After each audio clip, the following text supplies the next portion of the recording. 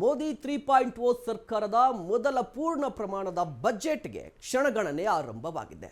ವಿತ್ತ ಸಚಿವೆ ನಿರ್ಮಲಾ ಸೀತಾರಾಮನ್ ಅವರು ಇವತ್ತು ಬರೋಬ್ಬರಿ ದಾಖಲೆಯ 8ನೇ ಬಜೆಟ್ ಅನ್ನು ಮಂಡಿಸುತ್ತಾರೆ. ಈ ಬಜೆಟ್ ಮೇಲೆ ಕರ್ನಾಟಕದ ನಿರೀಕ್ಷೆಯೂ ಇದೆ. ದೇಶದ ಜನರ ಮುಖ್ಯವಾಗಿ ಮಧ್ಯಮ ವರ್ಗದ ನಿರೀಕ್ಷೆ ಇರುವಂಥದ್ದು. ಈ ವಿಚಾರಕ್ಕೆ ಸಂಬಂಧಪಟ್ಟಂತೆ ಇವತ್ತು ಮಾತನಾಡ್ತಾ ಹೋಗುವಂಥದ್ದು. ಮುಖ್ಯವಾಗಿ 3.0 ಮೋದಿ ಸರ್ಕಾರ ಪೂರ್ಣ ಪ್ರಮಾಣದ ಬಜೆಟ್ ಇದು.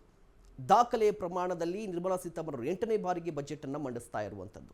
ಇದರಲ್ಲಿ ಯಾರಿಗೆ ಸಿಹಿ ಸಿಗುತ್ತೆ, ಯಾರಿಗೆ ಸಿಹಿ ಹಲ್ವಾ ಸಿಗುತ್ತೆ, ಜೊತೆಗೆ ಒಂದಿಷ್ಟು ಬೇಡಿಕೆಗಳಿರುವಂಥದ್ದು ಈ ಬಾರಿಯ ಬಜೆಟ್ ಬಗ್ಗೆ.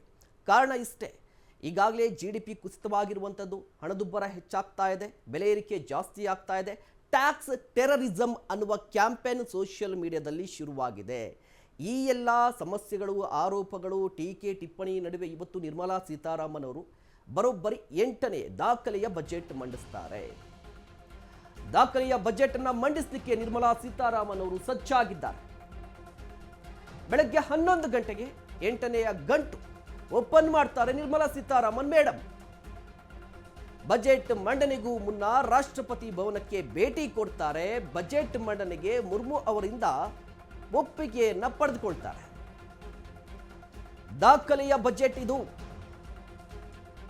ಇಂದಿರಾ ಗಾಂಧಿಯ ನಂತರ ಮಹಿಳಾ ವಿತ್ತ ಸಚಿವೆ ನಿರ್ಮಲಾ ಸೀತಾರಾಮನ್ ಬರೋಬ್ಬರಿ 8ನೇ ಬಜೆಟ್ ಅನ್ನ ಮಂಡನೆ ಮಾಡುವಂಥದ್ದು. ಇವತ್ತು ಬೆಳಗ್ಗೆ 11 ಗಂಟೆಗೆ ಮುಹೂರ್ತ ಫಿಕ್ಸ್ ಆಗಿದೆ. ಆ ಮುಹೂರ್ತಕ್ಕೂ ಮೊದಲು ರಾಷ್ಟ್ರಪತಿ ದ್ರೌಪದಿ ಮುರ್ಮು ಅವರ ಭವನಕ್ಕೆ ಭೇಟಿಯನ್ನ ಕೊಡ್ತಾರೆ. ಅಲ್ಲಿ ಹೋಗಿ ಒಪ್ಪಿಗೆಯನ್ನ ಪಡೀತಾರೆ. ಅದಾದ ಬಳಿಕ ಕ್ಯಾಬಿನೆಟ್ ಮೀಟಿಂಗ್ ಇರುತ್ತೆ. ಕ್ಯಾಬಿನೆಟ್ನಲ್ಲೂ ಕೂಡ ಈ ಬಜೆಟ್ಗೆ ಅನುಮೋದನೆಯನ್ನು ಪಡಿಬೇಕಾಗುತ್ತೆ ವಿತ್ತ ಸಚಿವರು. ಈ ಬಜೆಟ್ ಬಗ್ಗೆ ಸಾಕಷ್ಟು ನಿರೀಕ್ಷೆ ಇರುವಂಥದ್ದು. 8ರ ಗಂಟು ಯಾರಿಗೂ ಹೋಗುತ್ತೆ, ಯಾರಿಗೆ ಸಿಹಿ ಹಲ್ವಾ? ಇನ್ನೇನು ಕೆಲವೇ ಹೊತ್ತಲ್ಲಿ ಸಂಸತ್ ಭವನಕ್ಕೆ ನಿರ್ಮಲಾ ಸೀತಾರಾಮನ್ ಅವರು ಆಗಮಿಸುತ್ತಾರೆ. ಬೆಳಗ್ಗೆ 10 ಗಂಟೆಗೆ ಪ್ರಧಾನಿ ಮೋದಿ ಸಂಪುಟ ಸಭೆ ಇದೆ. ಸಂಪುಟ ಸಭೆಯಲ್ಲಿ ಬಜೆಟ್ 2025ಕ್ಕೆ ಸಿಗಲಿದೆ ಅನುಮೋದನೆ. ಸಂಪುಟ ಸಭೆಯಿಂದ ಲೋಕಸಭೆಗೆ ಆಗಮಿಸುತ್ತಾರೆ. ಒಪ್ಪಿಗೆಯನ್ನು ಪಡೆದುಕೊಳ್ಬೇಕಾಗುತ್ತೆ. ಇನ್ನೇನು ಕೆಲವೇ ಹೊತ್ತು, ಆಲ್ಮೋಸ್ಟ್ 10 ಗಂಟೆಗೆ ಸಂಸತ್ ಭವನಕ್ಕೆ ಬರ್ತಾರೆ. 10 ಗಂಟೆಗೆ ಕ್ಯಾಬಿನೆಟ್ ಮೀಟಿಂಗ್ ಇದೆ. ಕ್ಯಾಬಿನೆಟ್ ಮೀಟಿಂಗಲ್ಲಿ ಈ ಬಜೆಟ್ಗೆ ಒಪ್ಪಿಗೆಯನ್ನು ಪಡೆದುಕೊಳ್ಳುವಂಥದ್ದು. ಕ್ಯಾಬಿನೆಟ್ನ ಒಪ್ಪಿಗೆಯ ನಂತರ ನೇರವಾಗಿ ಅಧಿವೇಶನಕ್ಕೆ ಹೋಗೋದು. ದೃಶ್ಯಾವಳಿಯಲ್ಲಿ ಗಮನಿಸ್ತಾ ಇರ್ಬೋದು. ಹಲ್ವಾ ಸೆರೆಮನಿ ಇದು. ಸಿಹಿ ಹಂಚುವಂಥದ್ದು. ಸಿಹಿ ಹಂಚಿ ಎಲ್ಲರಿಗೂ ಕೂಡ ಒಳ್ಳೆಯದಾಗಲಿ ಅಂತ ಹೇಳಿದರು. ಈಗ ನಿರ್ಮಲಾ ಸೀತಾರಾಮನ್ ಅವರು ಮಿನಿಸ್ಟ್ರಿ ಆಫ್ ಫೈನಾನ್ಸ್ ಆಫೀಸಿಗೆ ಬರ್ತಾ ಇದ್ದಾರೆ. ಇನ್ನೇನು ಕೆಲವೇ ನಿಮಿಷಗಳಲ್ಲಿ ಕ್ಯಾಬಿನೆಟ್ ಮೀಟಿಂಗ್ ಕೂಡ ಶುರುವಾಗುತ್ತೆ. ಇವತ್ತು ಕಂಪ್ಲೀಟ್ ಆಗಿ ಎಲ್ಲರ ಕುತೂಹಲ ಇದೆ. ಪ್ರತಿ ವರ್ಷ ಕೂಡ ಬಜೆಟ್ ಮಂಡನೆ ಮಾಡುವಂತಹ ಸಂದರ್ಭದಲ್ಲಿ ಆ ಬಜೆಟ್ ಪುಸ್ತಕ ಇರುತ್ತಲ್ವಾ, ಅದ್ರ ಮೇಲೆ ಇಡೀ ದೇಶದ ಚಿತ್ತ ಇರುತ್ತೆ.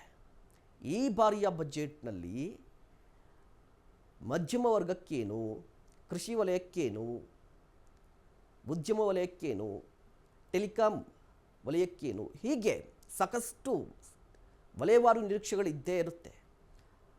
ಆದರೆ ಈ ಬಾರಿಯ ಬಜೆಟ್ ಇದೆಯಲ್ಲ, ಇದು ಮೋದಿ ಸರ್ಕಾರದ, ಅದು 3ನೇ NDA ಸರ್ಕಾರ ಅಲ್ವಾ. ಈ ಬಾರಿ NDA ಸರ್ಕಾರ ಮಿತ್ರ ಪಕ್ಷಗಳ ಸಪೋರ್ಟ್ನಿಂದ ಕೇಂದ್ರದಲ್ಲಿ ಆಡಳಿತವನ್ನು ನಡೆಸ್ತಾ ಇರುವಂಥ BJP ಪೂರ್ಣ ಪ್ರಮಾಣದ ಬಜೆಟ್ ಇದು 3.0ನದ್ದು. ಈ ಬಾರಿ ಕೂಡ ಬಿಹಾರಕ್ಕೆ ಏನಾದರೂ ಹೆಚ್ಚಿಗೆ ಅನುದಾನ ಹೋಗುತ್ತಾ, ಆಂಧ್ರ ಪ್ರದೇಶಕ್ಕೆ ಹೋಗುತ್ತಾ ಅನ್ನುವ ಕುತೂಹಲ ಇದೆ. ಯಾಕೆ ಅಂತ ಕೇಳಿ, ಬಿಹಾರದಲ್ಲಿ ಈ ಬಾರಿ ವಿಧಾನಸಭಾ ಚುನಾವಣೆ ಇದೆ. ಹೀಗಾಗಿ ಬಿಹಾರಕ್ಕೆ ಹೆಚ್ಚಿನ ಅನುದಾನವನ್ನು ಘೋಷಣೆ ಮಾಡುವ ಸಾಧ್ಯತೆಗಳು ಕೂಡ ಇರುವಂಥದ್ದು. ಆಂಧ್ರ ಪ್ರದೇಶಕ್ಕೂ ಕೂಡ ಒಂದಿಷ್ಟು ಹೆಚ್ಚಾಗಿ ಅನುದಾನವನ್ನು ಘೋಷಣೆ ಮಾಡುವ ಸಾಧ್ಯತೆಗಳು ಇದೆ.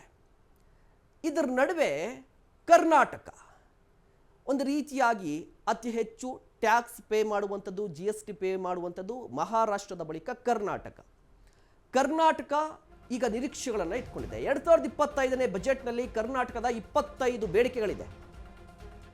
ಬರೋಬ್ಬರಿ 25 ಬೇಡಿಕೆಗಳು. ಹಾಗಾದ್ರೆ ಏನೇನು ಬೇಡಿಕೆಗಳು ಒಂದೊಂದಾಗಿ ನೋಡ್ತಾ ಹೋಗೋಣ. ಹಣಕಾಸು ಆಯೋಗದ ಬಾಕಿ ಹಣವನ್ನು ರಿಲೀಸ್ ಮಾಡಬೇಕು.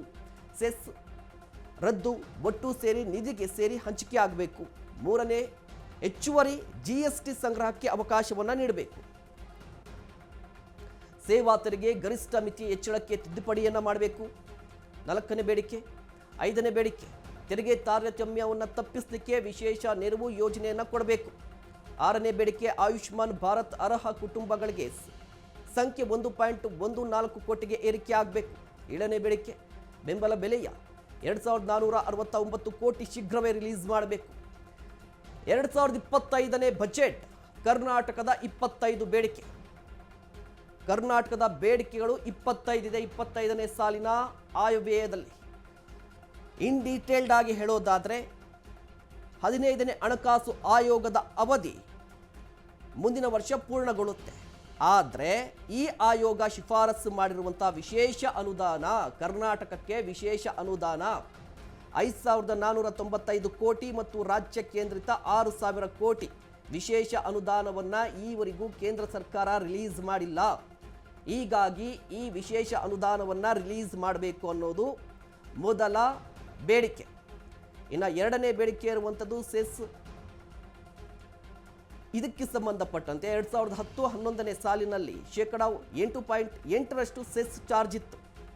ಈಗ 14ಕ್ಕೆ ಏರಿಕೆ ಆಗಿದೆ. ಇದರಿಂದ ತೆರಿಗೆ ಪಾಲು ಕರ್ನಾಟಕಕ್ಕೆ ಬರ್ತಾ ಇಲ್ಲ, ಕಡಿತ ಆಗಿದೆ. ಇದನ್ನು ಕೂಡ ರಿಲೀಸ್ ಮಾಡಿ ಅಂತ ಹೇಳಿ. ಇದರ ಜೊತೆಗೆ